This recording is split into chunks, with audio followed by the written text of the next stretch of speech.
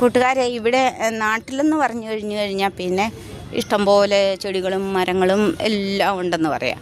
പക്ഷേ ഇവിടെ എന്ന് പറയുമ്പോൾ നമുക്കങ്ങ് കെട്ടിടങ്ങളൊക്കെ തന്നെ, അതിൻ്റെ ഇടയ്ക്കൊക്കെ ചെറിയ ചെറിയ പാർക്കുകളും അങ്ങനെയുള്ള കാര്യങ്ങളൊക്കെയാണ് നമുക്കുള്ളത്. അപ്പോൾ അങ്ങനെയാണ് നമുക്കിതൊക്കെ പിന്നെ ഇങ്ങനെയുള്ള സ്ഥലങ്ങളിൽ മാത്രം നമുക്ക് കാണാൻ പറ്റുന്നത്. അപ്പോൾ ഇവിടെ വരുമ്പം നമുക്ക് പ്രത്യേകമായിട്ട് ഒരു നാട്ടിൽ വന്ന ഓർമ്മയോ കാര്യങ്ങളോ നാടിൻ്റെ ഒരു പ്രതീതിയൊക്കെ ഈ മരങ്ങളെ കാണുമ്പോഴൊക്കെ ഇതൊക്കും.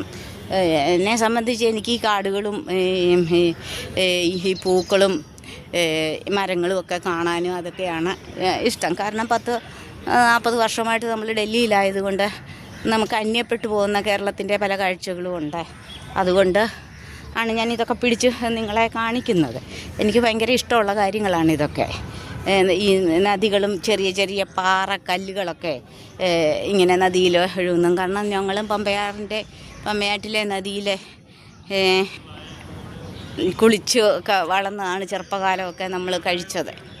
അപ്പോൾ ആ ഓർമ്മകളും കാര്യങ്ങളും ഒക്കെ ഉണ്ട്. നമ്മൾ ചെറുപ്പത്തിലെ പമ്പയാറ്റിൻ്റെ തീരത്ത് ജീവിച്ചു, പമ്പയാറ്റിലെ കളിച്ചും കുളിച്ചും എല്ലാം നമ്മുടെ ചെറുപ്പകാലം പിന്നിട്ടവരാണ്. അപ്പോൾ നമുക്ക് അതൊക്കെ ഇന്ന് നമുക്ക് തിരിച്ചു കിട്ടാൻ വയ്യാത്തതായിട്ടുള്ള നമ്മുടെ ബാല്യമാണ്. അപ്പോൾ എന്നാലും നമ്മുടെ ഉള്ളിൽ നിന്ന് നമ്മുടെ ബാല്യം പോകത്തില്ലല്ലോ, എപ്പോഴും നമ്മുടെ ഉള്ളിൽ കിടക്കുമല്ലോ. അപ്പം അതൊക്കെ നമുക്ക് നഷ്ടപ്പെടുന്ന കാര്യങ്ങളാണ്. ജീവിതത്തിൽ ഒരിക്കലേക്കും നമുക്ക് തിരിച്ചു കിട്ടാത്ത കാര്യങ്ങളാണ് അവയൊക്കെ.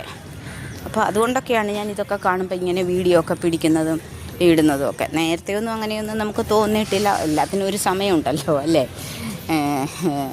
അതായത്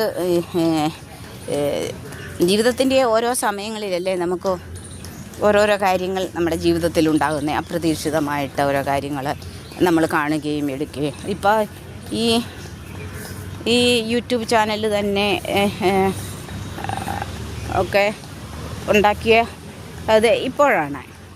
അപ്പം അതൊന്നും ഉണ്ടാക്കാനൊന്നും അറിയത്തില്ലായിരുന്നു. അത് നമ്മുടെ ഒരു ഫ്രണ്ടിൻ്റെ മോളാണ് നമുക്കതും ഉണ്ടാക്കി തന്നെ, ഇവിടുത്തെ നോർത്തിൽ.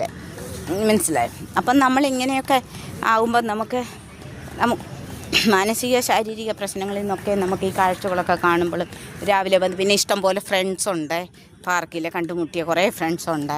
അപ്പം അവരെയൊക്കെ കാണുമ്പോഴും അവരുമായിട്ടൊക്കെ വിശേഷങ്ങളൊക്കെ പങ്കുവയ്ക്കുകയും ഒക്കെ ചെയ്യുമ്പം എന്തെന്നില്ലാത്ത ഭയങ്കരമായിട്ടുള്ള ഒരു സന്തോഷവും കാര്യങ്ങളൊക്കെയാണ് ജീവിതത്തിൽ നമുക്ക് കിട്ടുന്നത്. ഇന്ന് ഫ്രണ്ട്സ് ഞാൻ വിളിച്ചു, അവരെ വന്നിട്ടില്ല, ഒരാൾ മാത്രം വന്നിട്ടുണ്ട്.